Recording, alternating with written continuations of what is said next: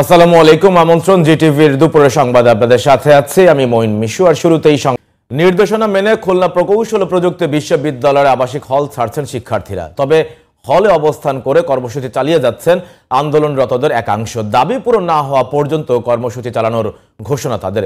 খুলনা প্রতিনিধি শেখ লিয়াকত হোসেনের রিপোর্ট, জানাচ্ছেন কিরণ মোস্তফা। শিক্ষার্থীদের আন্দোলনের মুখে নিরাপত্তার স্বার্থে মঙ্গলবার রাতে আবাসিক হল বন্ধের ঘোষণা দেয় খুলনা প্রকৌশল ও প্রযুক্তি বিশ্ববিদ্যালয় কর্তৃপক্ষ। বুধবার সকাল থেকে আবাসিক হল ছাড়া শুরু করেন সাধারণ শিক্ষার্থীরা।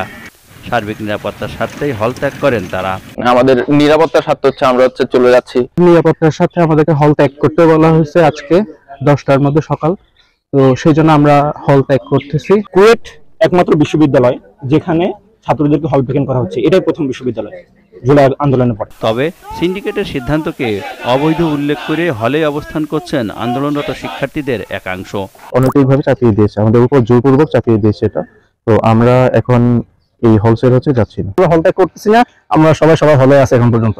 এটাই হচ্ছে আমাদের আপাতত কর্মসূচি। যে ভিসিকে আমরা বর্জন করেছি, সেই বাসভবনে আমরা তালা লাগিয়ে দিয়েছিলাম, ওইটা তালা শিক্ষার্থীদের অনুমতি ব্যতীত সেটা ভাঙছেন। হল বন্ধের সিদ্ধান্ত কার্যকরে কাজ করছে বিশ্ববিদ্যালয় কর্তৃপক্ষ।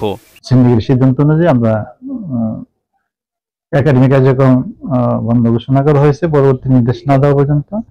আর হল ভ্যাকেন্টের সিদ্ধান্ত গৃহীত হয়েছে, সেভাবে আমরা বিজ্ঞপ্তি দিয়েছি এবং এটা বাস্তবায়ন হয়ে যাচ্ছে। কুয়েট ক্যাম্পাসে ছাত্র রাজনীতির নিষিদ্ধের দাবিকে কেন্দ্র করে গত 18 ফেব্রুয়ারি সংঘর্ষে জড়ায় ছাত্রদল ও বৈষম্য বিরোধী ছাত্র আন্দোলনের শিক্ষার্থীরা।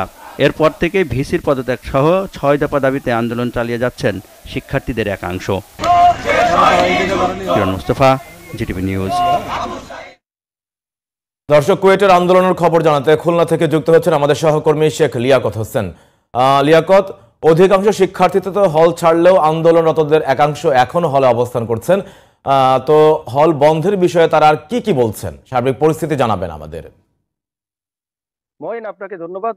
আপনি যেমনটা জানতে চেয়েছেন, খুলনা প্রকৌশল ও প্রযুক্তি বিশ্ববিদ্যালয়ে প্রশাসন কর্তৃপক্ষ এই বিশ্ববিদ্যালয়ের বন্ধ ঘোষণা অনির্দিষ্টকালের জন্য এবং হল ছাড়ার নির্দেশ দেওয়ার পর থেকে গত রাতেও বিক্ষোভ হয়েছে। বিক্ষোভের পর সকালে কিন্তু অধিকাংশ ছাত্রছাত্রী, অধিকাংশ শিক্ষার্থী তারা হল ত্যাগ করে চলে গেছে। এখন কিছু শিক্ষার্থী আছে, বিশেষ করে যারা আন্দোলনরত ছিল তাদের একাংশ, তারা বলছে যে তারা যেহেতু বিশ্ববিদ্যালয় কর্তৃপক্ষকে ইতিপূর্বে তারা আন্দোলনের মাধ্যমে 6 দফা দাবির মাধ্যমে তাদেরকে প্রত্যাখ্যান করেছে, ফলে তাদের যে দেওয়া যে সেটা তারা মানে না বলে তারা এখনো হলে অবস্থান করছে তার প্রতিবাদে। এছাড়া যে 6টি ছাত্র হল রয়েছে এবং একটি রয়েছে ছাত্রী হল। আমি রয়েছি বেগম রোকেয়া হলের সামনে এবং রোকেয়া হলের যে ছাত্রীরা ছিল তারা সবাই চলে গেছে ইতিমধ্যে বলে এখান থেকে আমরা জানতে পেরেছি। তবে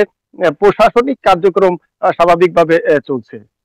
এটি ছিল খুলনা প্রকৌশল বিশ্ববিদ্যালয়ের সবশেষ তথ্য। মঈন, লিয়াকত, আপনাকে ধন্যবাদ।